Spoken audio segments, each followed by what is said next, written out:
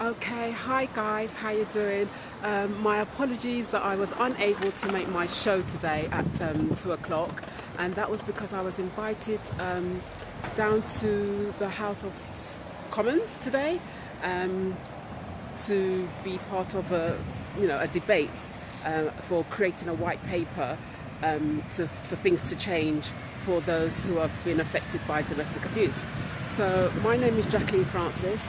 I'm here live. We've just finished, and I did promise that I'll come on afterwards. So I've just finished.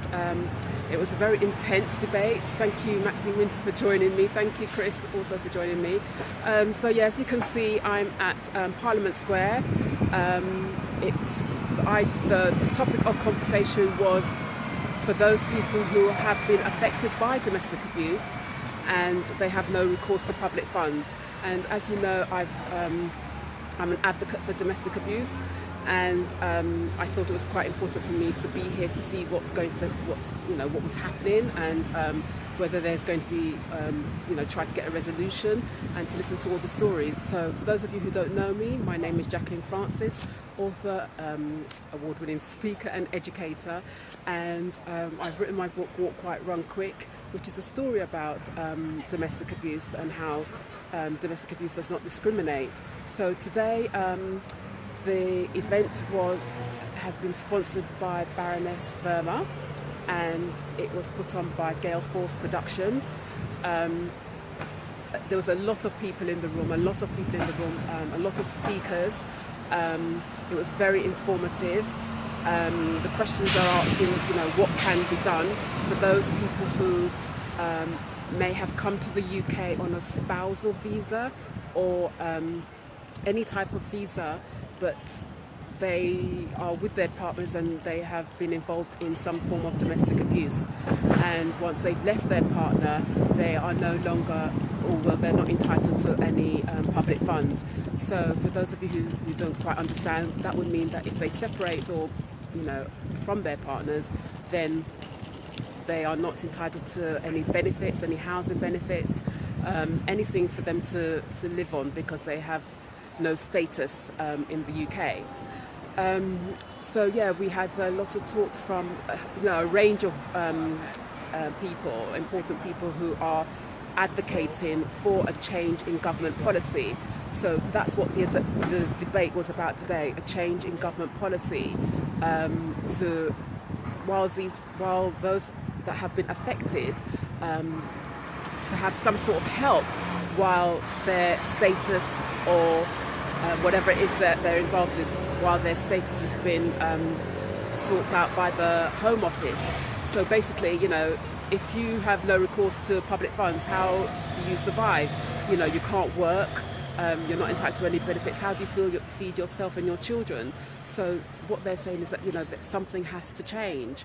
We're all doing different things, but there has to be a connection of dots. There's policymakers, there's governments, there's MPs, there's organisations, but the dots aren't being connected. And we need to make things easier for people to access these organisations or these fundings.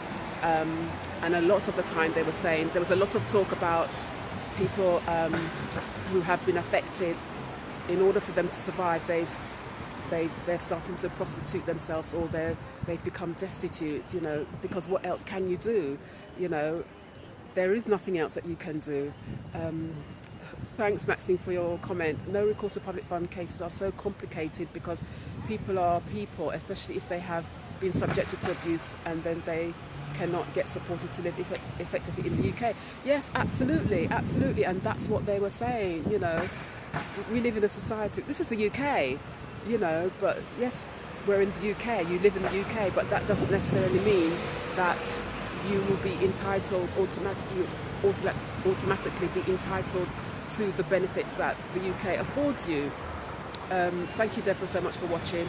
So yeah, I was just saying, I was supposed to do my show today, but unfortunately, I wanted to do it in there, but they were saying that cameras are all over the place. So yes, you can take pictures. So I've managed to take some pictures, but you couldn't actually live stream. So that's why I'm doing it now, and I'll put the pictures up later on, you know. But yeah, it was very informative.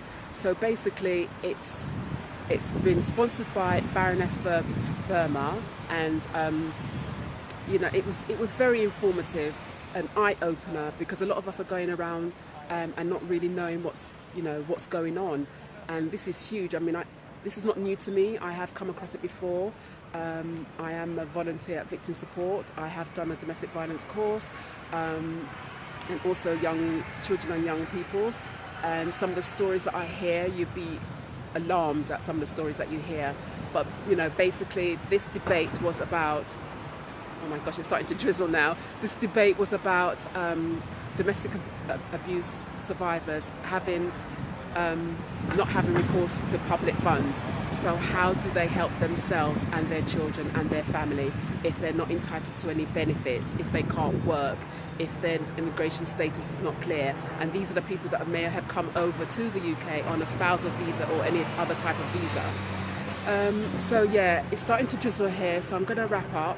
I will post a couple of pictures. As you can see the backdrop there, and, you know, loads of police and so forth. I'll just spin it round a bit so you guys can see. So I'm going to head to the station now because it's starting to drizzle and I don't have a brolly. But thank you so much for those who've jumped on and joining me. I will post a couple of pictures, and hopefully what they're saying is that they want to get something together for November, because I think there's another debate in November. And, you know, I guess, I mean, I don't know about policies and stuff like that, but, you know, it's to create a white paper to hand over to government for change, because something needs to change, because whatever is happening now, it clearly isn't working for those who have no recourse to public funds. So, yes, guys, thank you so much for joining me. Again, my apologies I couldn't make it at 2 o'clock, but I'll catch up with you later. Take care. Bye. Bye.